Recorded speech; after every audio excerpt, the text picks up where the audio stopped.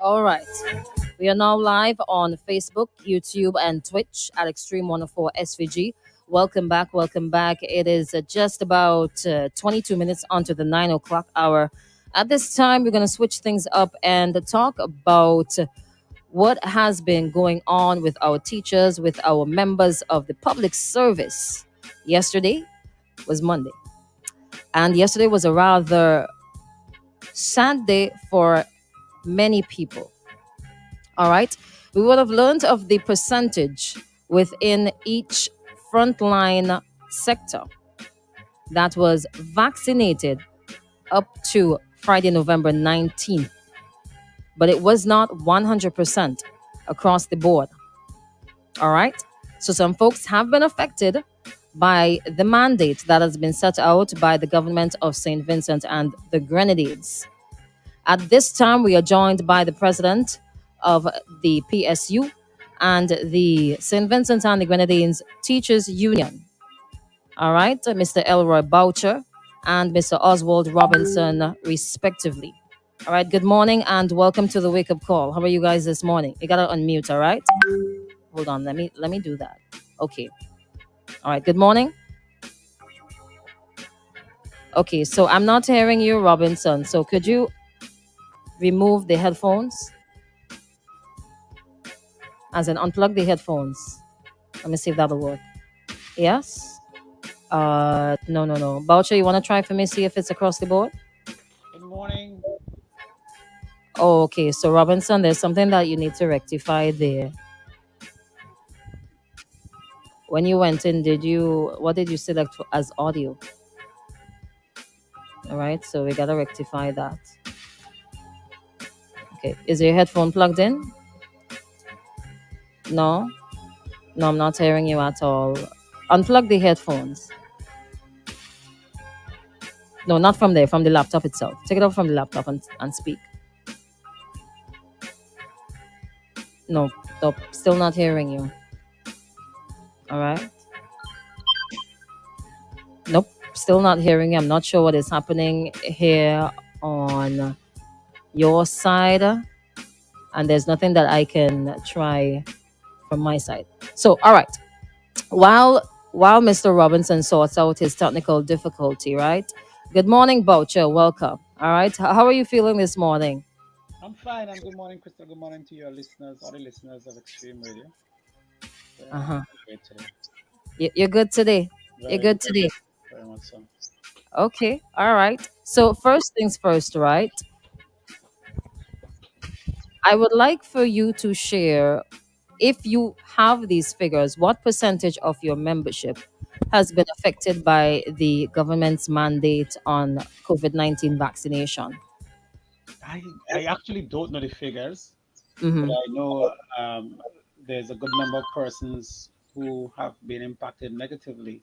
Mm-hmm. So we have persons at the community college. You'd have seen the protest action taken by the workers at the community college technical division. Mm-hmm. Now, I must caution that not all of those workers who were there demonstrating Mm-hmm. have actually not been vaccinated. Some of them have been vaccinated, Mm-hmm. but that they were addressing a number of issues, and the mandatory vaccination was one of them. Mm-hmm. There are nurses who have, for different reasons, convinced that they should not be inoculated, um, and their medical exemptions have been, or religious exemptions have been denied. Mm-hmm. Um, and I know that teachers, because we even have a few teachers who are members of the union outside of those who are at community college, and they also have been impacted. I know of one teacher at Girls High School who's a member of the union, the public service union that is, and um, is convinced that she should not be taking a vaccine, and so our job has also been impacted. And there's a lot of workers within the healthcare sector. I also know that a lot of workers went at the very last moment to be vaccinated.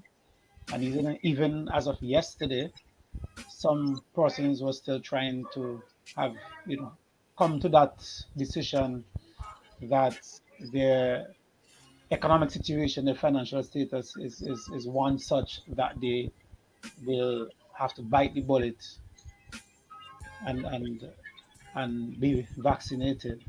Hmm. The impact is not just relating to persons who have not taken the vaccine. The impact also has to do with persons who are vaccinated but find themselves compromising their conscience and their religious opinion and their medical autonomy um, for their economic and financial situation, and therefore decide to be vaccinated. They, of course, are under great stress because it would have impacted them mentally and emotionally. Mm. Do you think that by the time the 10 days is up, that the number of persons who are presently affected and unvaccinated will rise? I expect it to. Krista, we have to be realistic to our situation here in St. We're not in North America or those developed countries where you can quit a job today and get one next week or the following week.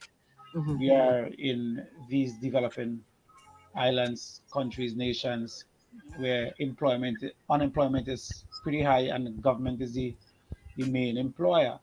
And therefore, when your jobs are on the line and you have mortgage and other financial obligations, you have to come to the realization that, hey, I have to make a decision.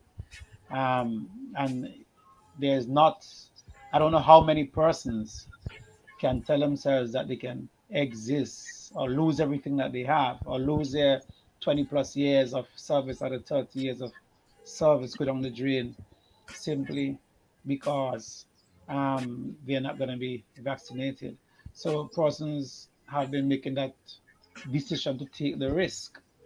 And sometimes we say in being vaccinated, I've often said that you the risk versus the benefits, and WHO will tell you that the benefits are greater than the risk, and other medical professionals will say that the benefits are greater than the risk. The Hmm. persons who are opposed to taking the vaccine, apart from those with religious convictions, might very well tell you that in their estimation the risk is greater than the benefit. But they come to a point where during this 10 days they may be forced to reverse that position and say um, the benefits, not medical benefits, but the financial benefits, is weighed against whatever risk they may have perceived as being there. So yes, I do believe persons there will be an increase during that period because it's a 10-day period in which will determine whether you are a public servant or you're not, or whether you are charged for misconduct and have to go through the process of a hearing, the tribunal, court, and that sort of stuff. All right. So, thank you, Robinson. Let me see if it has worked. No, still nothing. So here's what we're gonna do. Right, I'm gonna call you on the landline. All right. So if you can hear me, just get your phone close by for me, please. All right. Give me a minute there.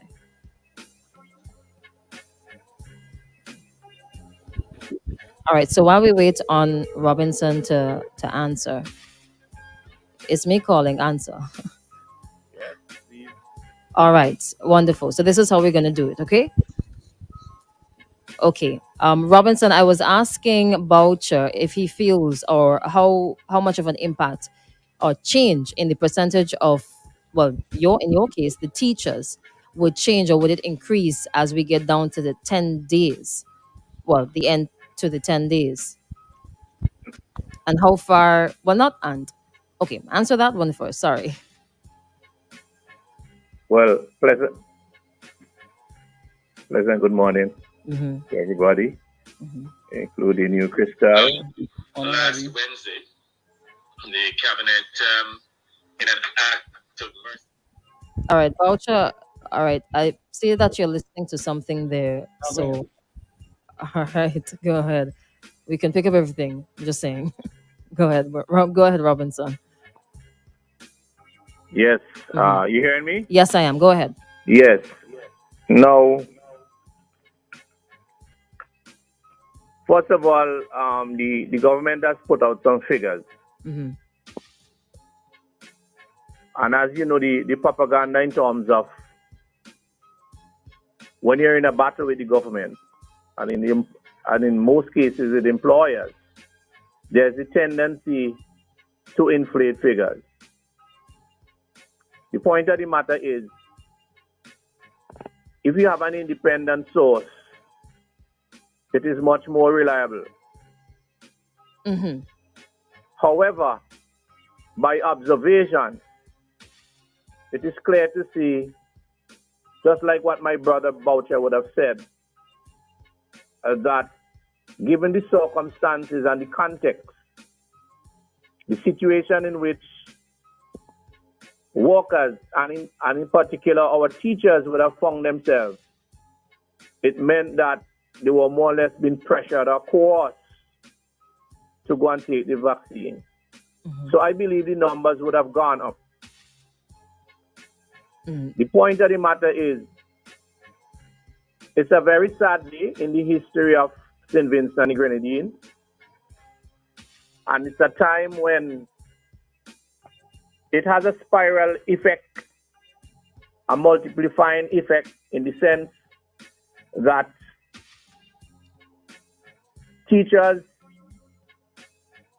as the intelligentsia of the society, and the multiple roles that they have to perform, there are a lot of people that are dependent on teachers, students, parents, and even within their family circle, there are persons that heavily rely on teachers in terms of an economic situation. And that is crucial. There's also the psychological impact this has created on our members. Since the government started to make threats about mandatory vaccination, and if you refuse to take the jab, you have no job, members of our organization would have had increased costs in terms of having to attend to their medical, visiting doctors 2-3 times in 1 week. So there's a psychological impact, and they have to teach, they have to continue to teach with that frame of mind, with that low morale. So the impact has been serious, it has been great. And these teachers also have to look after their families, they have to look after their children, and they have to go about doing their normal duties. In fact, we have been getting numerous calls, reports from our members. Thank God that I am strong and I have prepared myself mentally, having undertaken this awesome responsibility to offer my human service, and I do empathize with our teachers and workers in general. You mean like counseling or being a shoulder to lean on? That's Pardon what me? you mean, like counseling? That's Well, when you yes, said human service. you have to give ideas, you have to give advice, you have to provide support. Okay. So And when that is crucial at this time, because here is where now many persons really come to the reality, the importance and the value of a trade union. And I am extremely happy, despite the circumstances, that I could serve to the best of my ability, my knowledge, and with the support of the rest of my executive and other members of the union, all right. including the other trade union leaders, that we continue to rally together and to lift up each other and to surround each other with words of advice, with courage as we go forward. It's a dedication on our part, it's a commitment, and each day we continue to reaffirm our position. Okay. Because we believe in democracy, we believe in pro-choice, we believe that people have a conscience which must be respected at all times. All right. And so we will continue to perform our duties to the best. And this forum today is one that is very, very helpful, very encouraging, that we could continue to share on behalf of our teachers and other workers the experience, what they have been going through, and that the government of St. Vincent Grenadines would have created this crisis. They have created the crisis. Yes. I want to ask you at this time, right? I'm getting the impression that you do not trust the government. With your reference to the figures that were shared last Friday being inflated, do you have any proof of that? Or is that an There assumption? is a possibility that government in normally inflate There's a because possibility. it is a strategy because you want to sway other persons to come on board. But I am not saying definitely that is what they did. I'm saying there's a possibility for that, there's a potential for that. Okay. All right. Now, yesterday you had a press conference. Quite a number of you were there at the press conference, and you made a few statements. I want you to expand on going to the very end, right? Regardless of how many people are affected by this mandate, the unions will go to the very end, which is taking the government to court. I want to hear you expand on that. Well, the point of the matter, there are similar situations which those who have not taken vaccines, they are similar position, but there are also some unique ones also. Mhm. For example, there are teachers who have already developed natural immunity. They had COVID, they are on sick leave because of that. And how could you ask them now to be vaccinated when there's a time frame? The medical advisor would have been advised them that you cannot take the vaccine within a time frame. So that is just one of the cases that we are looking at. There are teachers who have already been forced to take the vaccine and they are complaining about adverse reactions. Mhm. And that is why we told the government very early, if you want to mandate this thing, then you must accept liability for any adverse reactions or death. Why do you think that is so? Why do you think they have not done that? Well, if you are proclaiming that you want to do something, then as the employer, then you have a responsibility in this game. Hmm. All right, Boucher, you want to add to that? Going to the very end, how far is the PSU willing to go with this mandate? You have to unmute. Actually, Crystal, at this particular stage, right, Hmm. the avenue that is open up for trade unions is really the courts. Hmm. Um, and we have to, as Robbie would have intimated, we have to do everything in our powers to try and somehow address this issue because workers are hurting, workers are in pain, their families are in pain. So the court is more or less the final avenue to have this address. And one has to remember, and let me remind listeners, the trade unions, particularly the teachers union and the public service union, had like 2 or 3 months of sensitizing and informing workers on the country where the government was going with their amendments to the Public Health Act. We knew, we saw what was going to happen, and we tried to get workers to understand the implications. And our efforts did not produce the kind of results that it should have because workers, all teachers, all public servants, including nurses, and even police officers, if they were really listening to the trade unions and the Police Welfare Association, I am confident that we would not have been in this situation, because they all would have, if they had even come out or taken action as much as 70% or 60% of them, we would not be talking about how far we want to go. Because the people, I do believe strongly in any democratic society, the power lies with the people, not with the people in power. And if the people had only exercised that God given power, they elect leaders and they can remove leaders. They can discipline leaders. They can rebuke leaders. And you rebuke leaders by letting your voices en masse be heard. And we really, as a people, as workers, did not do that.